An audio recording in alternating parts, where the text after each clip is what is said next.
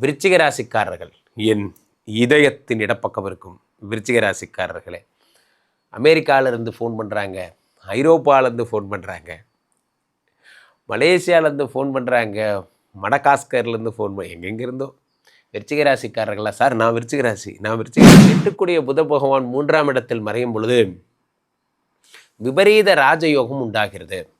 இந்த ஒரு முறையை நான் தீவிரமாக நம்புபவன், அந்த அர்த்தத்தில் சொல்கிறேன். கெட்டவன் கெட்டிடில் கிட்டிடும் ராஜயோகம். சார் நல்லா புரிஞ்சுக்கோங்க, ஒரு மிகப்பெரிய will meet the same person, அந்த லா சொல்லுது, you will meet the same person with the same name and the same situation again and again until you learn the lesson. எந்நேரமும் கடனை பற்றி திங்க் பண்ணுறதுனால என்ன ஆகுது நண்பர்களே? எந்நேரமும் கடனை பற்றி திங்க் பண்ணிங்கன்னா உங்களுக்கு ஸ்ட்ரெஸ்ஸு தான் அதிகமாகுமே தவிர கடன் சத்தியமாக கம்மி ஆகாது. அப்போ கடன்லேருந்து தப்பிக்கணும்னா முன்னேறுவதற்கான வழிகளை பார்க்கணும். எந்நேரமும் முன்னேறதுக்கான வழிகளை யோசிச்சிங்கன்னா அதுலேருந்து வரக்கூடிய பணத்தை வச்சு கடன் தன்னால் அடைஞ்சிரும்.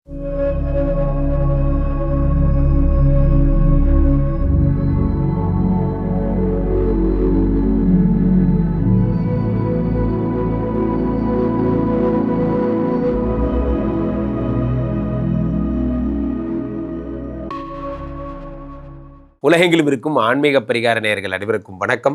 நான் உங்கள் ராம்ஜி.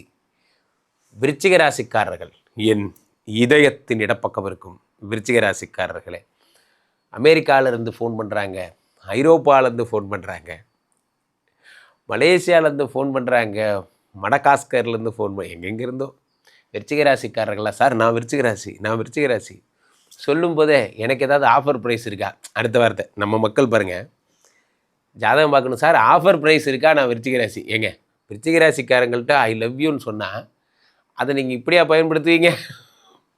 இனிவே, உலகத்தில் உள்ள அத்தனை விருச்சிக ராசிக்காரர்களுக்கும் ஒரு சங்கம் இருக்கிறது, அதில் ஒரு தலைவன் இருக்கிறார் என்றால் அது கண்டிப்பாக நான் தான். உள்ளபடியே உங்களை விரும்புபவன் நான் தான். ஏன்னா பிறந்ததுலேருந்து என் வீட்டில் இருக்க அத்தனை பேர் விருச்சிக ராசி. இவர்களை பார்த்து பார்த்து வளர்ந்த எனக்கு உங்களுக்கு என்ன வேணும், நீங்கள் யார், உங்கள் குணம் என்ன, எனக்கு எல்லாம் தெரியும். ஸோ அப்போ விருச்சிக ராசிக்காரர்களை பொறுத்த வரைக்குமே இந்த செவ்வாய் கிரகத்தினுடைய உச்சம் பெற்ற பலனும் புதனுடைய உச்ச பலனும் அடி தூள் பண்ண போகிறீங்க. எழுதி வச்சுக்கோங்க விருச்சிக ராசிக்காரர்களை, நீங்கள் என்ன பண்ண போகிறீங்க? அடி தூள், அடிப்போலி அப்படி சொல்லுவாங்கல்ல, அந்த மாதிரி. காரணம் என்னவென்றால் எட்டுக்குடைய புத பகவான் 3இல் மறைவது விபரீத ராஜயோகம். நண்பர்களே, என் வாழ்க்கையில் ஒவ்வொருத்தரும் ஒவ்வொரு ஜோதிட லாவை ஃபாலோ பண்ணுவாங்க. சில பேர் சில முறையில் இன்றைக்கி தான் என்னென்னமோ முறையெல்லாம் கண்டுபிடிக்கிறாங்களே ஜோதிடத்தில், இது இந்த முறை அந்த முறை, இன்னும் எல்லாருமே முறைகளெல்லாம் கண்டுபிடிக்க ஆரம்பிச்சிட்டிங்க. ஓகே, எனிவே உங்களுக்கு பிடிச்சதை நீங்கள் பண்ணுறீங்க. இப்போ எட்டுக்குடைய புத பகவான் 3ஆம் இடத்தில் மறையும் பொழுது விபரீத ராஜயோகம் உண்டாகிறது. இந்த ஒரு முறையை நான் தீவிரமாக நம்புபவன், அந்த அர்த்தத்தில் சொல்கிறேன். கெட்டவன் கெட்டிடில் கிட்டிடும் ராஜயோகம். சார் நல்லா புரிஞ்சுக்கோங்க, ஒரு மிகப்பெரிய ஒரு தப்பு செஞ்சிட்டு இருந்த ஒரு குடிகாரன்னு வச்சுக்கோங்க. ஒரு குடிகாரன் எந்நேரமும் குடிப்பவன்னு வச்சுக்கோங்க. அவன் திடீர்னு திருந்திட்டான்னு வச்சுக்கோங்க. அவன் அந்த லைஃப் எப்படி இருக்கும்னு நீங்கள் நினைக்கிறீங்க? அவனுக்கு தப்பு இல்லை, எல்லாம். ஒரு திருடன் போலீஸ் ஆகிட்டா என்ன ஆகும் சொல்லுங்கள்? ஒரு திருட்டு பணம் பண்ணிகிட்டு இருந்தவன் திடீர்னு அந்த குணங்களெல்லாம் விட்டுட்டு ட்ரைனிங் எடுத்து நல்லொழுக்கம் கற்றுக்கிட்டு போலீஸ் ஆகிட்டான். இப்போது அவனை ஜெயிக்க யாராலையும் முடியாது. ஏன் சொல்லுங்கள்? அயன் படத்து சூர்யா மாதிரி தான் அவன். அவனுக்கு திருட்டுத்தனம் அத்தனையும் தெரியும், அதே நேரத்தில் அவனுக்கு நல்லது பண்ணவும் தெரியும். அதே மாதிரி தான் 6க்குடைய செவ்வாய் பகவான் உங்களுக்கு வியாதி கடன் கஷ்டத்தை கொடுக்க போகிறார். 8க்குடைய புத பகவான் உங்களுக்கு கஷ்டத்தை, 8க்குடையவன் குட்டிச்சோராக்குவான்னு பேர். இவங்க 2 பேரும் விபரீத ராஜயோகம் தர ஆரம்பித்தா என்ன ஆகும்? வறுமையை தருபவனும் நோயை தருபவனும் மகிழ்ந்து நன்மைகளை புரிய ஆரம்பித்தா என்ன ஆகும்னா அவ்வளோ பெரிய விஷயங்கள் நடக்கும். நான் காயமை துன்புறுத்திட்டே இருக்கேன், ரொம்ப கஷ்டப்படுத்திகிட்டே இருக்கேன். நான் நல்லது பண்ண ஆரம்பித்தா எப்படி இருக்கும்? ஏன்னா அவனை பற்றி எனக்கு A to Z தெரியும். அப்போ நான் அவனுக்கு எதெல்லாம் வலிக்க வச்சனோ அதெல்லாம் நான் சந்தோஷப்படுத்துவேன். ஆனால் எனக்கு அவரை ஃபஸ்ட்டு பார்க்குறேன், எனக்கு அவர் யாருன்னே தெரியாது. அப்போ நான் நல்லது பண்ணுறதுக்கு அதுக்கு என்ன வித்தியாசம் இருக்குது, புரிஞ்சுக்கோங்க நண்பர்களே. நேற்று ஒரு அருமையான சைக்கலாஜிக்கல் ட்ரூத் ஒன்று படித்தேன். விருச்சிக ராசிக்காரர்களுக்காக மட்டுமே எழுதப்பட்டிருக்கிறது. இது நெஞ்சில் வச்சுக்கோங்க. என்னென்னா, you will meet the same person.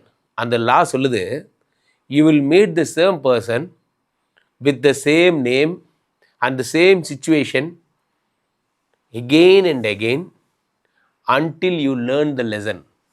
நீங்கள் ஒரு விஷயத்திலிருந்து கற்றுக்க வேண்டிய ஒரு பாடத்தை நீங்கள் கற்றுக்கொள்ளாத பொழுது ஒரே மாதிரியான விஷயங்கள் திரும்ப திரும்ப உங்கள் வாழ்வில் நடக்கும்னு உளவியல் கூற்றாளர்கள் சொல்கிறாங்க. Again and again. இப்போ நான் வந்து இவரை சந்தித்தேன், எனக்கு வந்து இவரால் ஒரு கெட்ட பேரும் சேகர்னு ஒருத்தரால் எனக்கு ஒரு திரும்பவும் இன்னொரு சேகர் உங்கள் லைஃப்பில் வருவார். திரும்பவும் உங்கள் வாழ்க்கையில் இந்த சேகருக்கு என்னெல்லாம் பண்ணீங்களோ அதை அவருக்கு பண்ணுவீங்க. இதே மேட்டர் ரிப்பீட் ஆகிட்டே இருக்கும். எப்போ தெரியுமா அது ஸ்டாப் ஆகும்?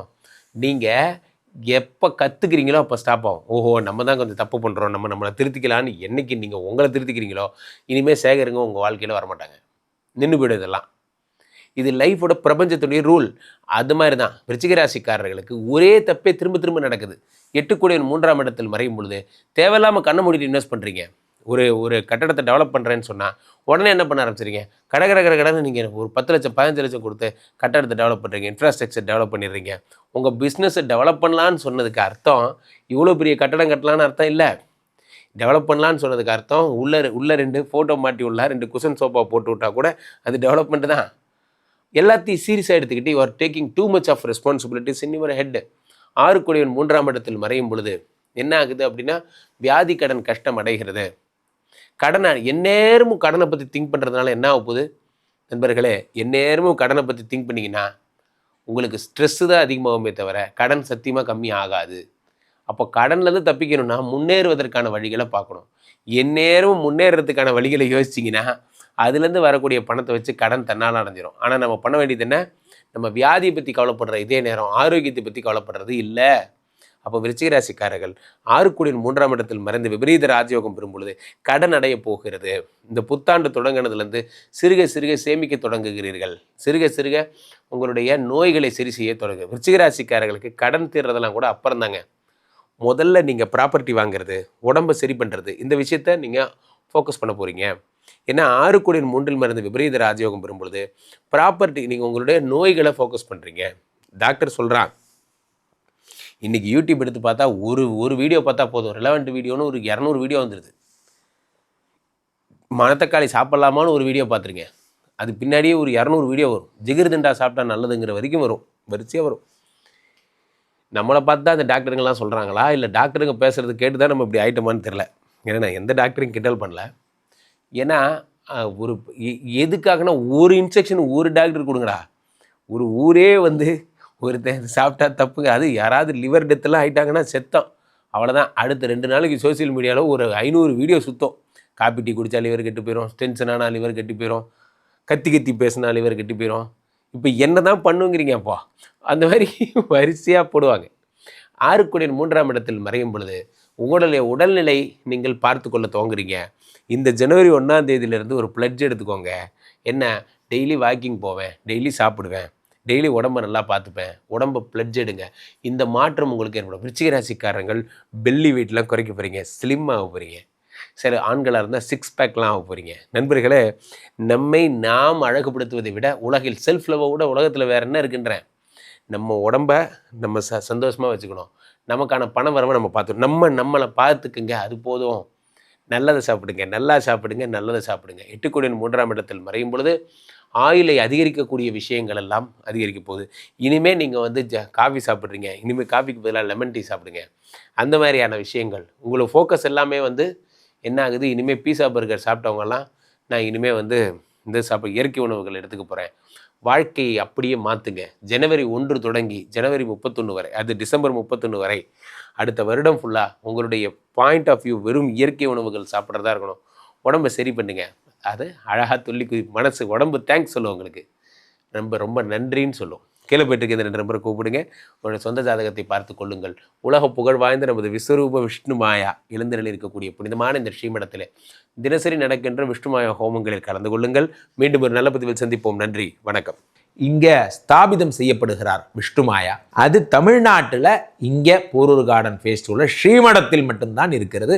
வேற எங்கேயும் இவருக்கு ஆலயங்கள் கிடையாது. நம்மளுடைய வேலை இல்லை, குழந்தை இல்லை, நமக்குடைய எதிர்காலம் கேள்விக்குறியாக இருக்குது, கள்ளத்தொடர்பு, ஏமாற்றம், துரோகம் போன்ற பிரச்சனைகளுக்காக ஸ்பெசிஃபிக்காக பண்ணுற ஒரு ஹோமம்.